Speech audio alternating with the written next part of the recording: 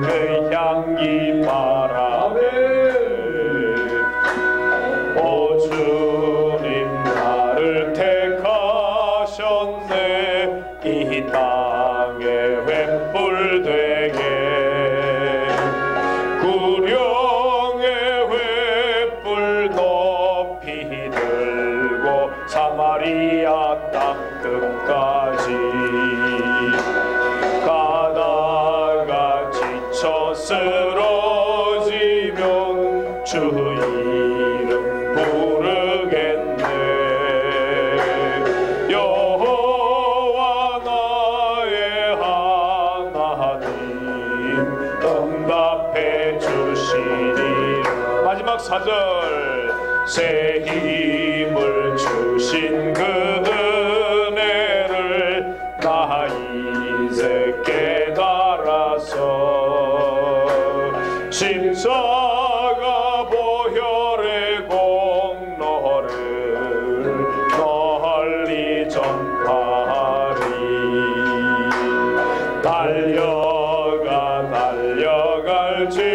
달려갈지라도 세상 길 가지 말고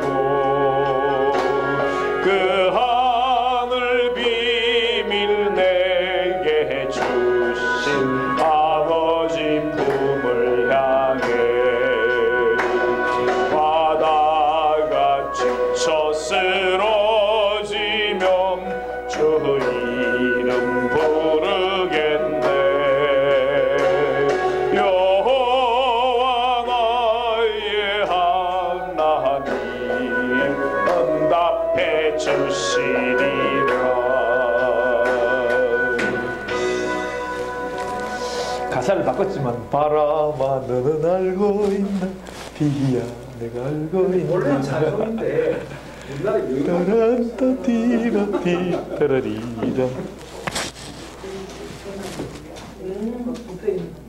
내려가 보면 아무도 있구나.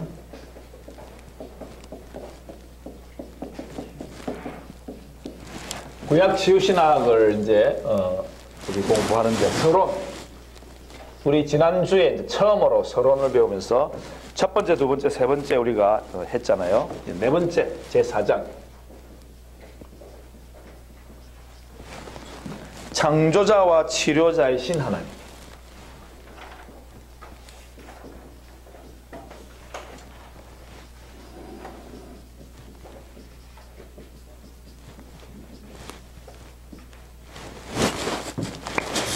우리를 지으셨기 때문에 하나님 우리를 너무나 잘 아시지요. 그래서 치료자가 되신다 하는 설명이 되겠습니다. 그래서 오늘 이거는 여러분들이 치유신학 할 때도 배웠고 또 치유신학 결혼, 그 다음에 가계치유, 또 뭐였죠? 자아치유 하면서도 깨어진 하나님 형상 다 배웠기 때문에 읽어서 나가면 되고, 그 다음에 역시 우리 치유신학은 선포를 해야 됩니다. 선포. 그 선포한 그것을 내 것으로 이렇게 만들어가는 그것이 훈련입니다. 훈련. 그냥 되어지진 않고요. 그래서 자꾸만 그 짧은 문장들을 내 것으로 만들어가는 그런 선포가 자꾸 있어야 되는데, 오늘 그런 공부들을 좀 해보려고 합니다. 첫 번째, 하나님의 형상으로 창조된 인간은 어떤 의미인가 하는 것이 첫 번째. 자, 인간이 하나님 피조물의 의미가 뭐냐 할 때 첫째가 뭐라고 했습니까? 첫째, 인간이 하나님 피조물의 의미는 창조주가 하나님이기 때문에 이 피조물 우리가 만드는 거하고 다른 거죠. 하나님 손에 있지만 첫째로 뭐라고 했습니까? 자율적인 존재다. 자율적인 존재다. 두 번째로는 그 밑에 둘째 해나가 보면, 그럼에도 불구하고 우리 피조물이기 때문에 그 만드신 창조주이신 하나님을 절대적으로 의지하는 의존적 존재다. 의존적 존재다. 그래서 결론은 뭐냐면 3번에 가면 그래서 지금 이렇게 타락해서 우리의 이 모든 환경에 잘 넘어지는 우리들 고칠 수 있는 치료하는 그 모든 문제의 해답은 하나님께 있습니다. 그래서 하나님께는 뭐 말씀이죠, 말씀. 하나님께 모든 답이 있다. 치유는 여기에 다 있는 거죠. 그래서 말씀의 치유를 우리가 치유신학의 모토로 삼은 이유가 바로 그것이죠. 심리학에 근거를 둔 것이 아니라 이런 모든 현상들도 중요하지만 그것을 배제하지는 않습니다. 우리도. 그럼에도 불구하고 말씀 속에서 그 원리를 찾지 않으면 변질된 또 우리 타락한 불완전한 그런 모습으로 우리 사람을 대하게 되면요, 기본이 흔들려 버려요. 특히 프로이드 같은 경우에는 모든 걸 성적으로 봐버려요. 그것도 어릴 때, 완전 어릴 때 느꼈던 이런 그 환경 속에서 느꼈던 아이가 모태로부터 혹은 3살까지 느꼈던 그 모든 것을 성적으로 다 해석을 하기 때문에 오류가 생길 수밖에 없죠. 그런 것들을 걸러내서 필요한 것은, 거기에도 보면 의식세계, 무의식세계 있지 않습니까?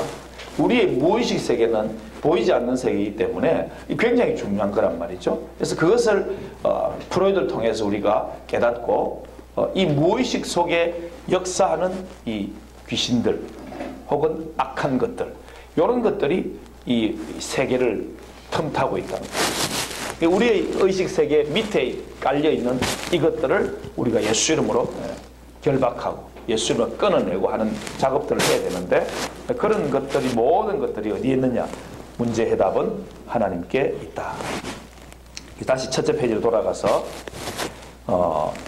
자율적인 존재이기 때문에 셋째 줄 끝에 보면 숙명론을 말하는 것에 그렇게 합니다. 우리는 로봇가 아닙니다. 로봇처럼 숙명론으로 그냥 다 정해진 대로 가는 것이 아니라는 거예요. 그래서 맨 밑에 줄 성경 위에 보면 여기서 말씀하는 의지의 자율성이 곧 하나님의 형상의 한 증거라는 거예요. 이걸 꼭 줄 꺼놓으시고, 그래서 제가 여러분과 함께 선포를 하려고 합니다. 따라서 해보시기 바랍니다. 나는 하나님 안에서 자유로운 존재다. 그러므로 내 인생은 얼마든지 더 좋아질 수 있다. 이게 하나님의 형상이라는 그 놀라운 능력인 거예요. 이 우주 만물을 만드신 하나님이 우리를 지으셨는데, 여러분 이 환경에 매여가지고 나는 이래, 나는 어쩔 수가 없어, 이렇게 하면 자율적인 존재가 아니고 매여버립니다. 그걸 끊어내야 됩니다. 그래서 나는 정말 하나님이 자유로운 존재로 만들었구나. 진리 안에만 있으면 얼마든지 자유를 누릴 수가 있는데, 이 세상 속에서 진리를 거부하고 세상의 것을 자꾸 취하려다 보면 거기에 매이는 나 자신을 보는 거죠. 그러니까 나는 자유로운 존재다고 자꾸 외쳐야 돼요. 그리고 나는 얼마든지 더 좋아할 수 있는 존재다. 왜? 하나님 나를 창조하셨는데. 이런 강한 믿음이 우리에게 필요한 거죠. 그래서 두 번째는 왜 우리가 하나님을 또 의지해야 되냐? 자율적인 존재인데, 피조물이라는 것은 결코 자존자가 아니라는 말이죠. 그 둘째 줄에 보면 피조물이라는 의미는, 하나님의 피조물이라는 의미는 인간은 결코 자존자, 스스로 있는 존재는 아닙니다. 우리는 우리 부모님에 의해서 태어났고 우리 부모님의 환경에 의해서 많이 좌우될 수밖에 없는 그런 존재이지 않습니까? 그럼에도 불구하고 우리는 하나님의 피조물이기 때문에 연약하지만, 또 죄인이라서 더욱 연약하지만 우리 인생의 궁극적인 공급자이시고 그러한 하나님을 의지하며 살아야 된다는 거죠. 그래서 모든 고통과 질고에서 구원받고 치유받기 위해서는 하나님 그분을 의지해야 된다 하고 이렇게 결론을 내놨죠. 이번에 둘째 결론을. 그래서 또 한번 따라서 해보시기 바랍니다. 자, 나는 하나님의 피조물이지 자존자가 아니다. 메시아도 아니다. 그러므로 나는 적극적으로 내 주님을 의지하며 살아간다. 내 주님을 의지하며 살아간다. 오늘도 나는 내 주님을 의지하고 살아간다. 이런 확실한 자신감. 예. 왜? 주님은 내 아버지시니까. 예. 아버지로 하나님 자녀로서의 권세를 획득하면 내 아버지시니까 주님 의지하고 나가면 두려울 게 없다. 예. 환경을 뚫고 나갈 수 있는 힘은 내 자신의 정체성을 바로 아는 거예요. 예. 어떤 환경이 있다고 해서 굴하지 아니하고 오늘 좀 넘어졌다고 다음 또 일어날 수 있는 것은 내 정체성이 그만큼 확실하기 때문이죠. 그 시험은 하나님 나를 더 크게 하시려는 거구나. 그렇게 뒤집어 버리면 되는 거예요. 그리고 우리는 사실은 승리한 주님의 자녀이기 때문에 이 정체성을 갖고 있으면 오늘 내일에 연연하지 않습니다. 우리의 인생 다 하는 그날까지 주님께서 마무리해 주실 것이고 또 그 뒤에 이 인생 뒤에 이 땅의 인생 뒤에 주님께서 영원한 생을 준비하고 계시는 거죠. 그것이 바로 임의와 아직이라는 그 참 뭔가 좀 우리 속에서는 힘든 그런 부분들 있지만 그러나 마지막에 주님이 재림하시면 그때는 이 부족한 육체도 완전히 부활을 체가 되면서 주님과 함께 뭐 어떻게 생각하면 동해 번쩍 서해 번쩍 이런 벽이 필요 없는 그런 아마 존재가 될 것입니다. 그런 부활의 소망이 있는 것이죠. 그런데 그 부활의 소망이 있는데도 불구하고 오늘 그냥 꽉 막힌 담 같은 그런 환경에 너무 얽매일 필요가 없는 거죠. 그래서 오늘 좀 넘어졌다고 다시 또 내일 나는 일어설 수 있어. 왜? 나는 하나님을 의지하는 그런 존재니까. 하나님이 모든 걸 다 지으신 분이야. 그리고 나는 결국에는 완전한 승리자로 부활체로 부활한 몸으로 주님과 함께 그렇게 살게 될 거야. 그 날을 소망하지만 이 땅에서 내 사명 감당해야 되니까 부딪혀도 또 나가는 거고 뚫고 나가는 거죠. 이 자기 정체성이에요. 그래서 피조물의 의미가 이렇게 대단하다는 것을 공부하고 있습니다. 세 번째는 보면 모든 문제 해답은 주님께 있다고 그랬는데 둘째 줄에 보면 그러나 하나님 떠났기 때문에 모든 문제가 됐는데 그러나 다시 하나님 안에 들어오면 모든 문제가 쉽게 풀립니다. 그래서 우리가 크게 이게 외치고 나가야 되는데 그게 뭐냐면 하나님 안에와 하나님 밖에라는 거예요. 네, 하나님 안에와 밖에 이 두 가지밖에 없어요. 우리가 하나님 안에 있는지 밖에 있는지 그걸 살펴보면 자기를 발견하면 되는 거죠. 그래서 말씀을 우리가 선포할 때 이걸 머릿속에 탁 넣어놓으시기 바랍니다. 하나님 안에 하나님 밖에 내가 지금 하나님 밖에 있는 거 안에 있는 이 두 가지 이걸 선포를 해봅시다. 하나님 안에 하나님 안에 더 큰 소리로 하나님 안에 하나님 안에 하나님 밖에 하나님 밖에 아이고 내가 지금 하나님 밖에 있네? 그럼 빨리 알았으니까 어떻게 해야 돼요? 하나님 안에 선포하면서 하나님 안으로 들어가야 됩니다. 근데 그 안에 들어가는 게 뭐냐 그러면 곧 셋째 줄에 보면 하나님만이 진정 우리를 치료할 수 있기 때문에 하나님의 계시인 뭐가 치유다? 하나님 말씀 안에 들어갑니다. 그래서 하나님 요하고 갈로에서 말씀이라고 합니다. 하나님 말씀 안에 큰 소리로 시작. 하나님 말씀 안에 또 말씀 밖에 시작. 하나님 말씀 밖에. 아 내가 지금 말씀 밖에 있네. 네? 분노하고 있다. 네. 정말 제가 학원에 있을 때 이제 그런 예를 들어보면요. 조그만 아이가 뭘 알겠어요. 막 이제 이 아이가 올라오는 것을 막 지금 표출하고 있어요. 같이 분노하면 어떻게 돼요? 내가 하나님 밖에 있네 하고 그때는 아이를 보면서 내 자신이 웃어지는 거예요. 이런 조그만 꼬맹이가 일을 하고 있는 걸 내가 왜 또 똑같이 이렇게. 그래서 나를 바로 깨닫고 내가 말씀 밖에 있네. 다시 하나님 안에 들어가야 되겠네 느끼고 나 자신을 가라앉히면서 그 아이를 품어주고 그러면 금세 그 아이도 바뀌는 걸 볼 수 있어요. 말씀 안으로 들어가면 하나님 안에 예수님 안에 그리스도 안에 뭐 어떻게 바꿔도 상관이 없습니다. 성령님 안에 뭐 바꿔도 소용이 다 똑같은 겁니다. 그래서 그렇게 자기를 발견하고 내가 말씀 안에 있는지 말씀 밖에 있는지 이렇게 선포하시면 되겠습니다. 두 번째 하나님의 형상대로 지음받은 증거, 구약성경 증거 있죠? 구약성경 증거. 우리 성경 창세기 1장 26, 7절 있는데 줄 거 가면서 읽읍시다. 시작. 하나님이 이르시되 우리의 형상을 따라 우리의 모양대로 우리가 사람을 만들고, 주님께서 그렇게 삼위 하나님 의논하시면서 우리의 형상을 따라 우리의 모양대로 우리가 사람을 만들고 하면서 사명을 또 주시는 장면이 나오면서 남자와 여자를 창조하셨다고 크게 이제 구약 성경이 증거하고 있습니다.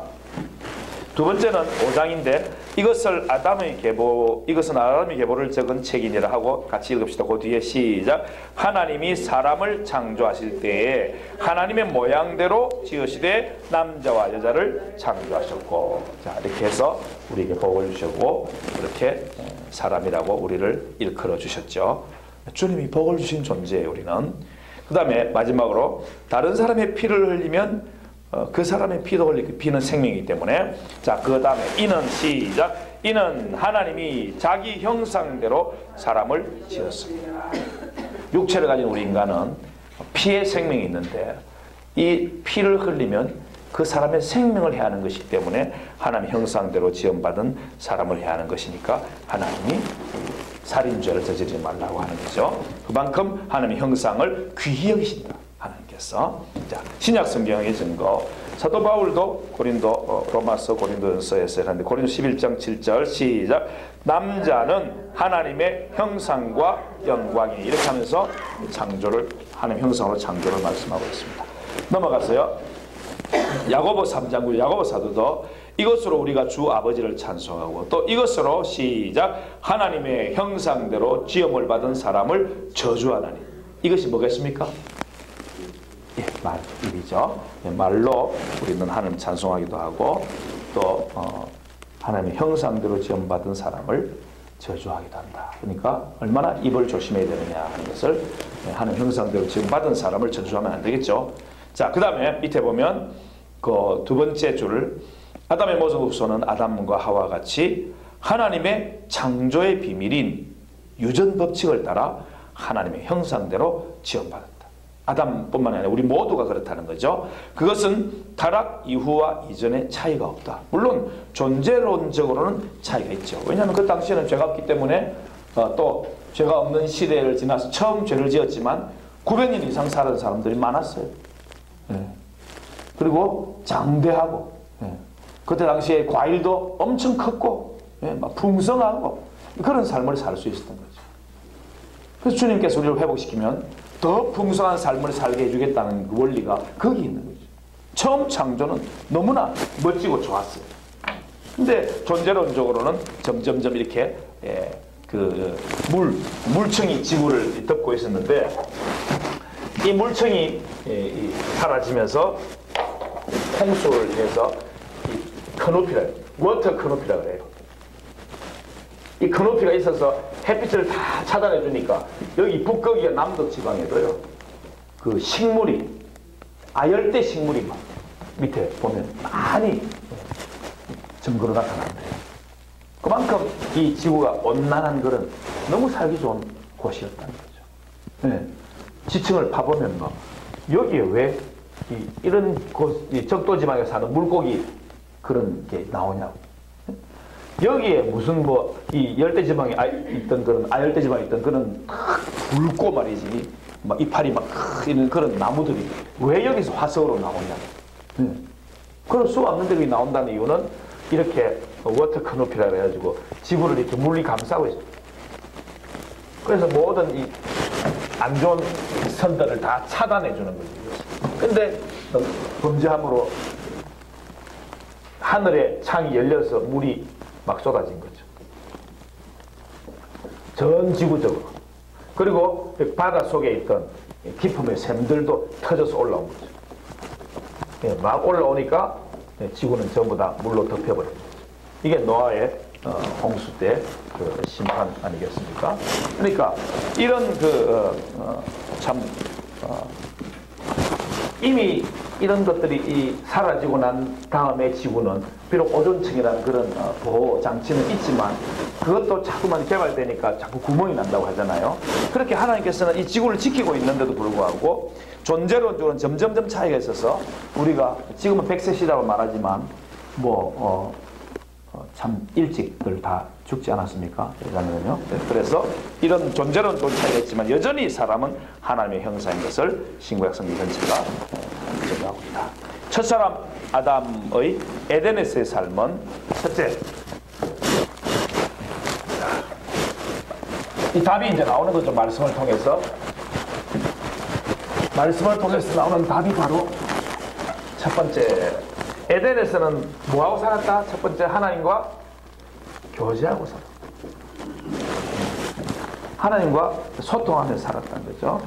그러면서 하나님께서는 의지의 자유로운 선택권을 주신 것이죠. 다 먹어, 네가 다 먹을 수 있어, 맛있게. 그런데 선악을 알게 하는 나무 열매는 먹지 말라, 딱 하나만 이렇게 말씀하시면서 네가 먹는 날에는 반드시 죽으리라, 이렇게 말씀을 해주시면서 언약을 하시는 것이죠. 두 번째, 아담에게 돕는 배필인 아내를 주시기 약속했죠. 돕는 배필.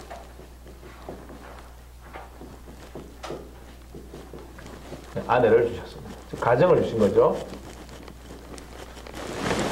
하나님과 교제하고 또 사람과 교제할 수 있도록, 특히 남녀니까 이렇게 가정을 주시는 것을 하나님과 교제한 모습으로 볼 수 있습니다. 두 번째, 에덴 동산 아담의 사역이 무엇인가? 각종 들짐승과 각종 새들의 이름을 지었죠. 에덴 동산을 관리하고. 그다음에 세 번째는 하나님께 짝지으신 배필과 첫 가정을 위해서 결혼을 하게 됩니다. 주님께서 결혼을 시켜주신 것이죠.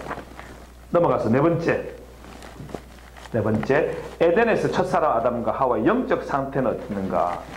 이제 이게 좀 중요한데, 하나님과 교제했기 때문에 첫 번째, 영적인 관계에 화평이 있었다. 신관계가 화평이 있었다.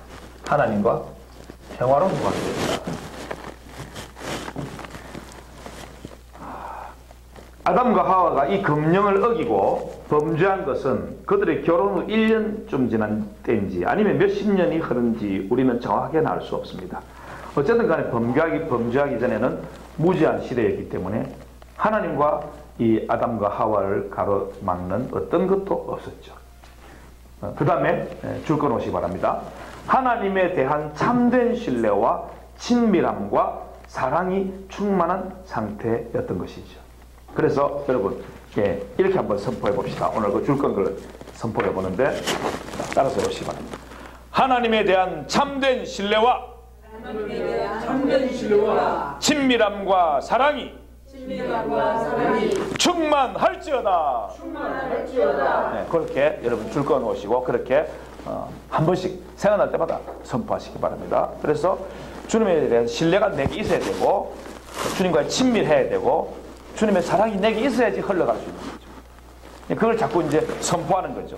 충만할지어다. 그렇게 하면 관계, 하나님과의 관계가 좋아지는과 동시에 아내와 남편과 관계, 혹은 자녀와의 관계, 부모와의 관계, 이웃과의 관계가 충만함으로 흘러갈 수 있는 것이죠. 그런데 그 밑에 범죄 후에 나타나는 심리적 증상인 두려움, 불안, 근심이 없는 그런 참된 평화 기쁨을 누렸을 것인데, 그래서 그 반대로 이렇게 또 한번 선포해 봅시다.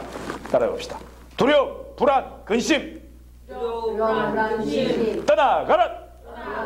네, 이렇게 크게 선포를 해버리면, 힘들고 어려울 때 그렇게 선포를 해버리시고, 나는 하나님 자녀다 하고 이렇게 선포를 하면서 하나님에 대한 신뢰, 친밀함, 사랑이 충만하라고 선포하면 되겠습니다. 두 번째, 대화관계, 대인관계.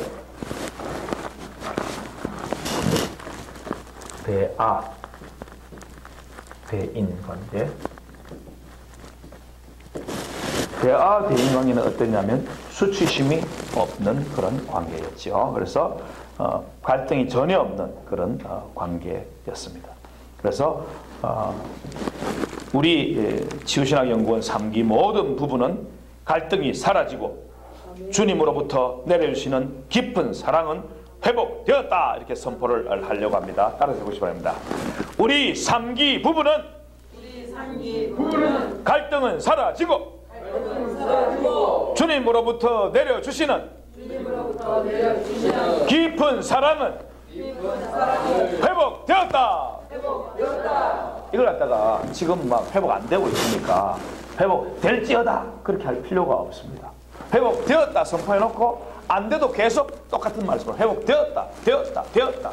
왜냐하면 주님이 해주시기 때문에. 물론 그 신은 우리가 노력하고 또 주님께서 성령으로 역사해 주셔야 되지만 어쨌든 깊은 사랑은 회복되었다 이렇게 선포하시면서 나아가 주시면 좋겠습니다.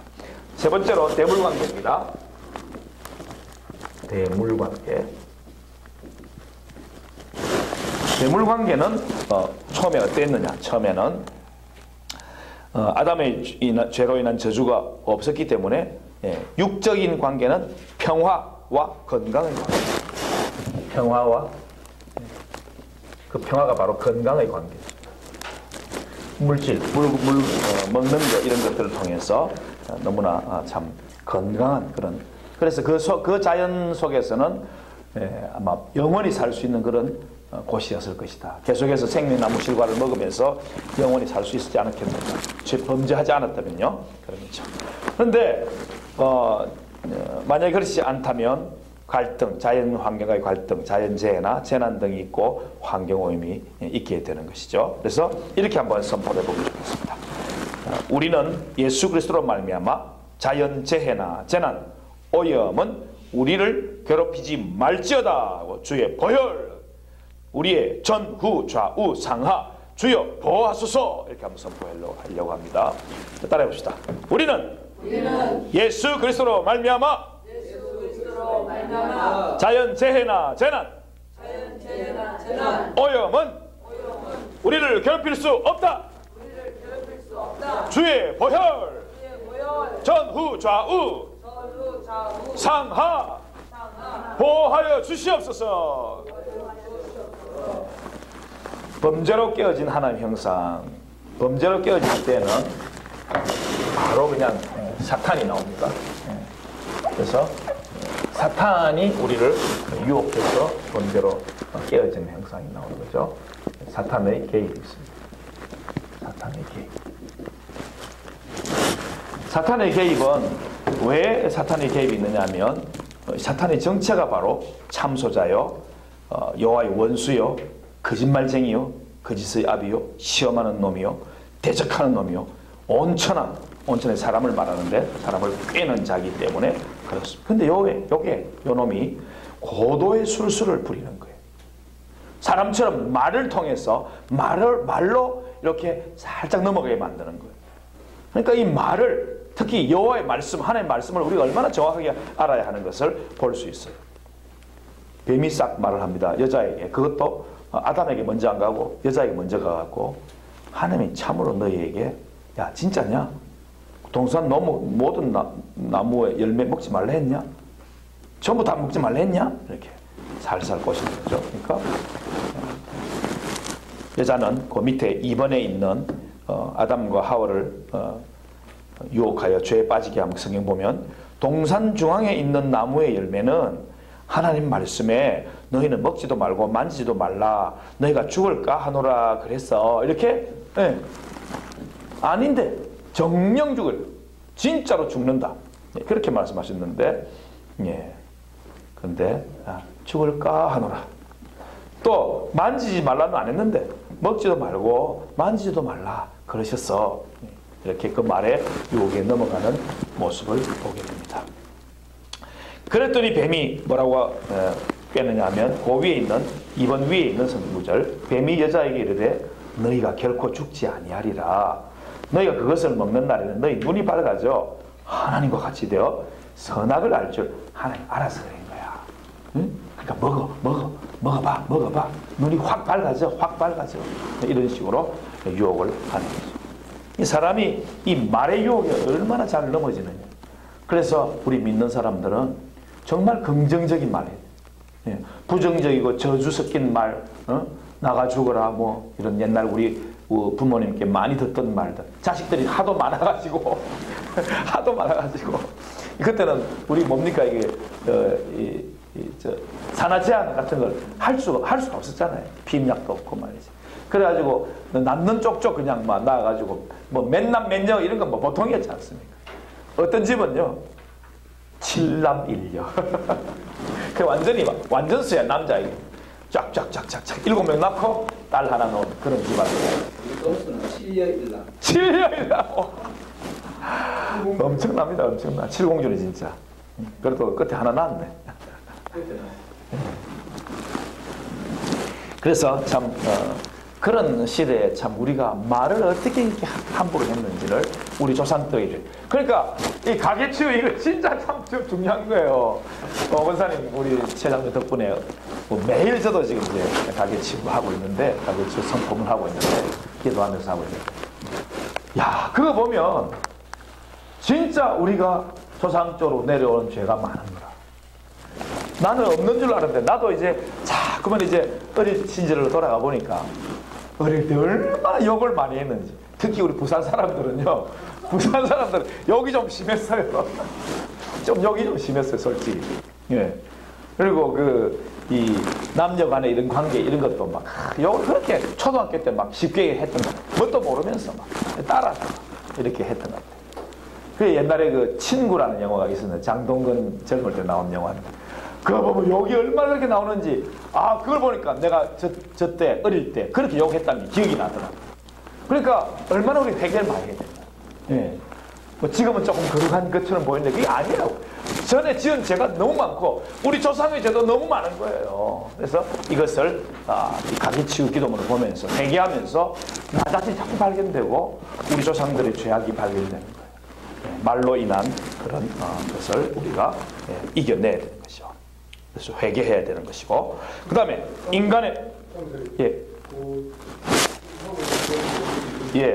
오늘 우리 아사님들 또 나오니까 사실들이 요가를 한번 해주셨겠습니다. 간단하게 넘어가겠습니다. 그러면요.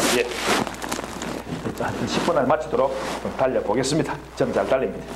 인간의 범죄행위는 불순종이죠. 불순종을 선택해서 자유의지가 있는데도 불구하고 불순종을 선택해서 죽음의 고통이 찾아옵니다. 그래서 순종이냐 불순종이나 할 수 있는 그런 자유의지가 있다는 거. 세 번째, 인간의 범죄 결과로 하는 형상이 파괴됐다. 넘어갑니다.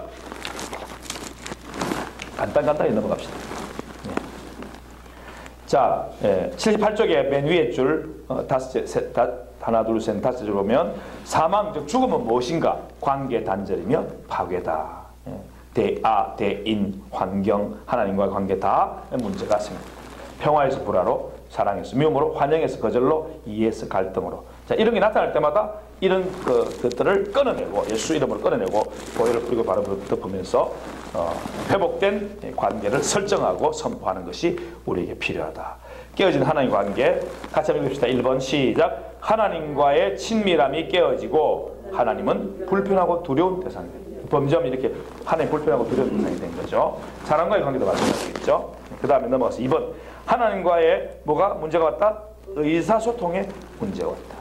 변면만 자꾸 늘어놓고 회개하지 않는 나 자신의 모습을 발견하게 되는 것이죠. 그래서 우리 79쪽에 첫째 둘째 소절에 보면 하나님이여 하고 시편 51편 10절이 있죠. 다윗의 고백이죠. 큰 소리로 한번 읽어봅시다. 시작. 하나님이여 내 속에 정한 마음을 창조하시고 내 안에 정직한 영을 새롭게 하소서. 이런 선포가 필요한 것이죠. 3번 같이 읽읍시다. 시작. 율법 아래서 정죄되고 율법대로 영적인 사망이 찾아온 것이죠. 4번도 같이 읽습니다. 시작. 그러나 자비로우신 하나님께서는 주의 나라에 대한 소망과 회복의 여지는 남겨두셨다. 그래서 이런 심판 가운데서 사탄을 먼저 심판하고 메시아 즉 여자의 후손을 통해서 형벌을 하신다고 말씀하시면서 메시아를 통한 구원, 치유와 회복을 이렇게 언약을 해주시는 것을 볼 수 있습니다. 그 다음에 부서진 자존감, 자아관계 관계. 아담이 비록 죄에 빠졌지만 자신의 모습을 스스로 볼 수 있는 안목을 주님께서는 남겨주셨죠. 그래서 우리가 자기를 발견하는 게 얼마나 중요한지 모르겠습니다. 그래서 아마도 자신에게 미친 죄의 결과로 미친 엄청난 변화, 그로 인한 망가지고 무너지고 있는 자기의 모습을 보면서 얼마나 땅을 치며 후회하면서 자신을 질책했겠습니까? 우리도 마찬가지죠. 죄에 빠지면 자존감이 무너지는 거죠. 깨어지고 부수어진 낮은 자존감. 그런 명만하는 거죠. 넘어갑니다. 80조부터. 아담에게도 이 탕자의 마음, 즉 낮은 자존감과 후회 이런 것들이 있었을 것이다. 에덴에서 쫓겨난 거절감과 삼실감 3번.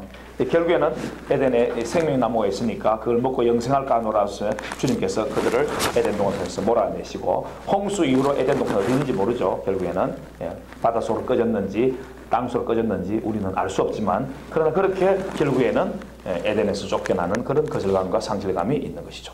세 번째, 파괴된 인간관계. 뼈 중에 뼈, 살 중에 살이라고 했던 그 아내의 탓을 하고 결국 그 아내를 지은 하나님을 탓하는 그러한 모습을 보게 되는 것입니다. 책임 전가하는 것이죠. 그 밑에 선악을 알게 하는 그 성경 구절이 있죠, 여러분. 같이 큰 소리로 엄연 하나님 말씀이니까 무섭도록 성취되는 그 모습을 봅니다. 큰 소리로 시작. 선악을 알게 하는 나무의 열매는 먹지 말라. 내가 먹는 날에는 반드시 죽으리라. 요게 하나님 정확한 말씀이죠. 근데 하와는 그 말씀을 살짝 바꿔서 죽을까 하노라고 바꾸는 그런 모습을 보죠. 먹지 말라 했지, 먹지도 말고 만지지도 말라 안 했는데 추가를 해버렸죠. 그런 모습을 봅니다. 인간의 육체도 문제가 발생해서 여자는 해성하는 고통이 주어졌고, 가족 부양을 위한 수고가 남자에게 주어졌고, 그리고 육체의 질병으로 인해서 고통과 죽음을 당하게 되었죠. 죄로 인해서 다툼과 살인, 전쟁으로 인해서 수많은 인간이 고통과 죽음을 당하는 게 지금 현재까지도 이 죄의 결과로 이어지고 있습니다. 다섯 번째, 죄로 인해 저주받은 자연 환경을 봅니다. 81쪽면 위에 아담에게 말씀하신 그대로 환경에 하나님 저주가 임하게 되어서, 여러분 지금 핵실험하는 게 주로 어디입니까? 우리 북한은 지금 뭐 청계리 뭐 거기서 지금 막 핵실험 자꾸 하는 거죠. 그러니까 그 주위의 나무들이 어떻겠습니까? 자연 환경이 어떻게 파괴됐겠습니까? 그리고 또 이 미국은 어디 삽니까? 사막에서 파괴를 하고 있어서 그 주위에는 절대 들어가지 못하게 만들지 않습니까? 이런 것들이 지금 현재 자연 환경이 파괴되고 있는 모습을 보게 됩니다. 세 번째, 여호와라파, 치료하시는 하나님. 출애굽기 15장 26절, 출애굽기 15장 26절, 1526, 1에서 1 다음은 2, 5에서 1 다음은 6 해서 1526, 출애굽기 15, 26. 하나님은 자신을 치료하는 여호와로 자신을 선포하고 계시는 것입니다. 그래서 치료하는 예수 그리스도, 하나님, 그 다음에 예수 그리스도 넘어갑니다. 이제 쭉쭉 넘어가면 됩니다. 하나님 나라 사역과 병행해서 성경 구절 위에 보면 치유 사역은 전파 사역, 가르치는 사역과 함께 매우 중요하고 활발한 메시아 사역입니다. 예수님께서 행하신 메시아의 사역이 바로 치유, 전파, 가르치는 사역. 그리고 이 모든 것을 아울러서 완성하시는 사역이 바로 뭐라고요? 십자가의 속죄 사역이었다. 네 가지 사역을 주님께서는 하나님께 받아서 이 땅에서 행하신 메시아 사역이었다. 그래서 복음서 기록을 살펴보니까 마태복음에는 치유의 사건이 25건, 마가복음에는 15건, 누가복음에는 24건, 요한복음에는 5건, 총 72건의 예수님이 행하신 치유의 기적이 기록되어 있다. 그래서 이렇게 놀랍게 예수님 삶의 8분의 1이 치유다. 공생의 3분의 1이 치유다. 복음서의 5분의 1이 주님의 치유 사역을 하는 것이다. 그러니까 치유가 얼마나 중요한가를 보여주는 것이죠. 주님이. 그 다음에 세 번째, 치료하는 하나님의 손이신 성령님. 성령님은 신구약 모든 하나님의 역사를 성취하시는 하나님 전능하신 손이라고 선포하고 있습니다. 그래서 이사야 11장 2절, 그의 위에 여호와의 영 곧 지혜와 총명의 신이요 모략과 재능의 영이요 지식과 여호와를 경외하는 영이 강림하시리니, 이렇게 예언하고 있습니다. 스가랴 4장 6절, 만군의 여호와께서 말씀하시되, 세 번째 성경 구절입니다. 이는 힘으로 되지 아니하며 능력으로 되지 아니하고 오직 나의 영으로 되느니라. 성령으로 치유하신다는 말씀을 분명하게 지금 말씀하고 있습니다. 넘어갑니다. 84쪽, 그리스도 안에서 치유. 치유의 장이신 그리스도. 두 번째 그 소절 보면 노아 시대 홍수 심판 있죠. 거기 보면 노아 시대 홍수 심판으로부터 구원받기 위해서는 어디 안에 들어가야 됩니까? 방주 안에 들어가 있어야지 살 수 있는 거죠. 그런 것처럼 이스라엘이 애굽에 대한 하나님의 심판으로부터 애굽을 심판하면서 출애굽시키는데 구원받기 위해서는 자기 집의 좌우 문설주 임방에 어린 양의 피를 뿌리고 바르고 덮어야 되는 거죠. 그리고 그 집 안에 있어야 되는 거죠. 그렇게 방주 안에 있는 자와 어린 양의 피가 있는 집 안에 있는 자들만 구원받은 것처럼, 그리고 애굽 사람일지라도 그렇게 어린 양의 피를 뿌리고 바로 덮으면서 그 안에 있던 자들은 산 거죠. 그래서 허다한 잡족들이 이스라엘 민족과 함께 출애굽해 나간 것이죠. 우리는 하나님께서 주의 나라 건설하기 위해 이와 같은 장들을 사용하신 것을 알 수가 있죠. 그래서 방주도 어린 양의 피가 묻어있는 집도 가나안 땅도 그 가나안 땅에서 행한 모든 제사도 예수 그리스도에 대한 모형이죠. 성전도 성막도 다 예수님의 모형인 것이죠.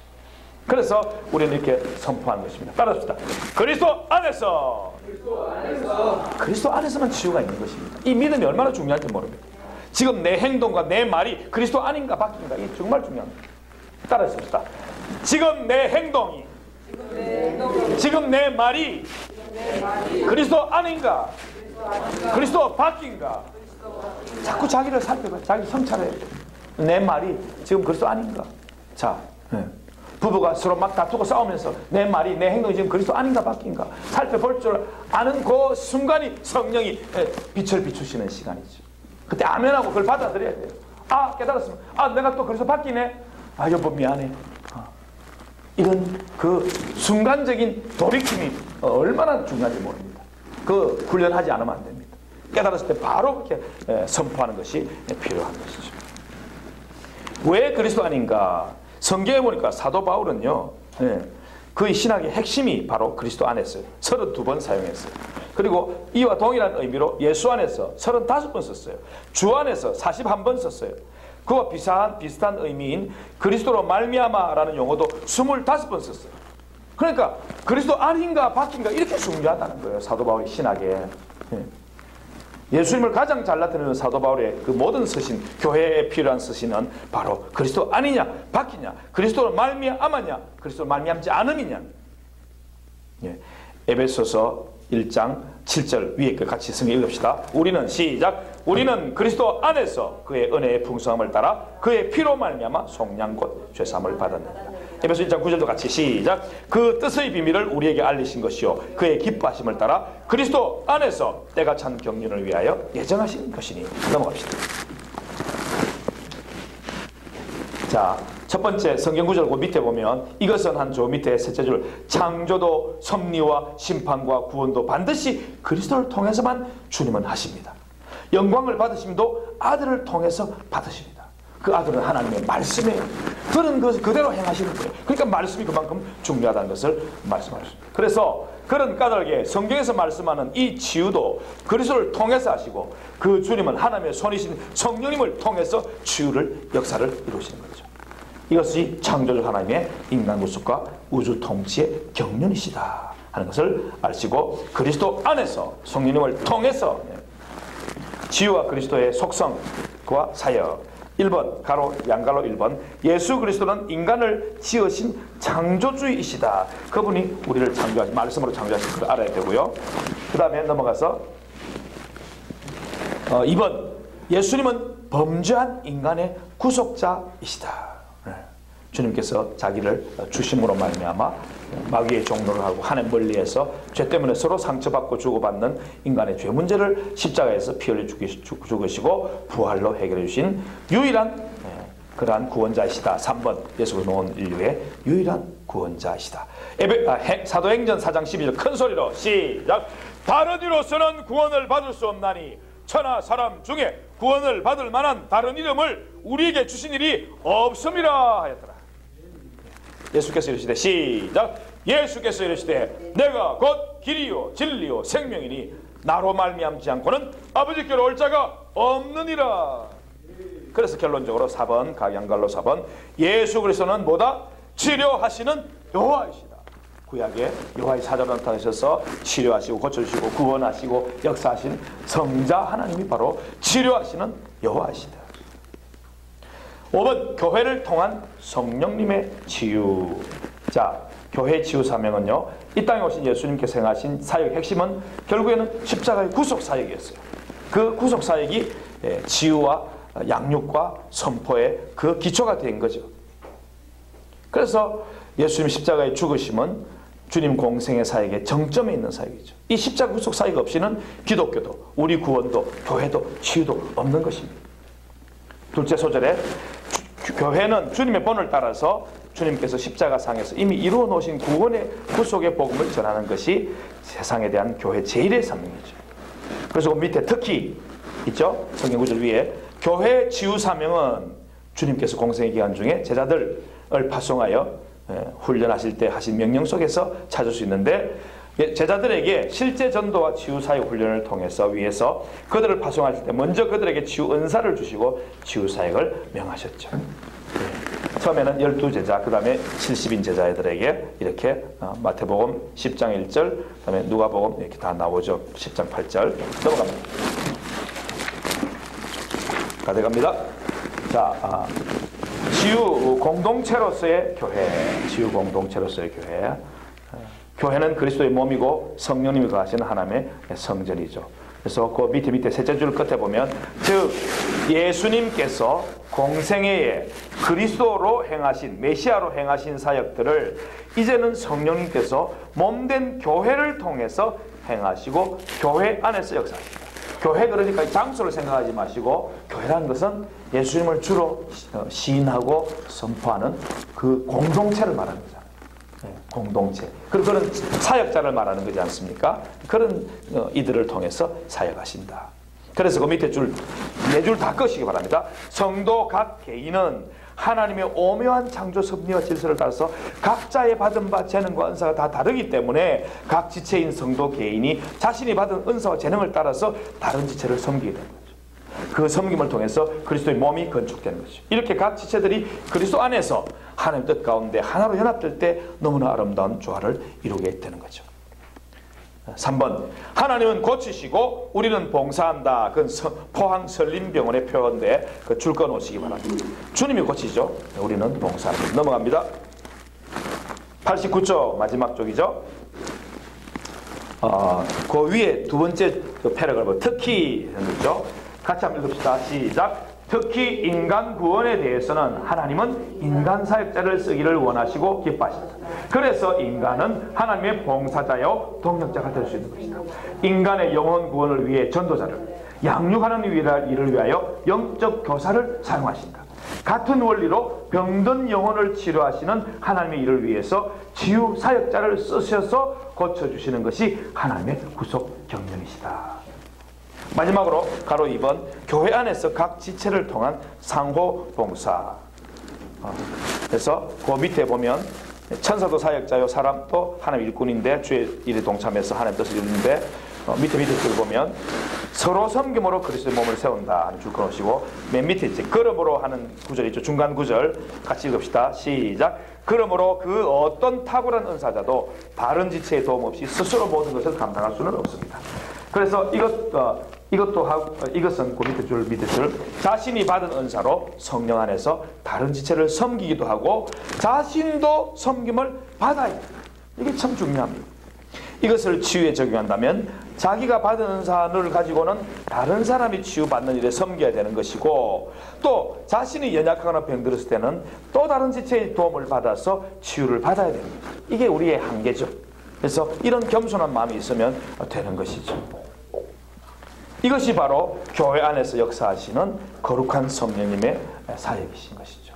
주님께서는 우리를 완전하다 보지 않으시기 때문에 내가 받은 은사를 통해서는 다른 사람을 섬기고 치유하고, 또 내가 또 힘들 때는 다른 사람이 받은 은사로 내가 치유받는데 나를 겸손히 내려놔야 돼. 그래 주님의 치유가, 성령님의 치유가 임하는 것이죠. 이게 성령님의 교회 안에서의 역사하시는 거룩한 치유다. 이 모든 일은 같은 한 성령이 행하사 그의 뜻대로 각 사람에게 나누어 주시는 것이기 때문에 주님의 역사가 이렇게 교회 안에서 일어난다는 것을 마지막으로 말씀드리고 이렇게 마치겠습니다. 수고하셨습니다.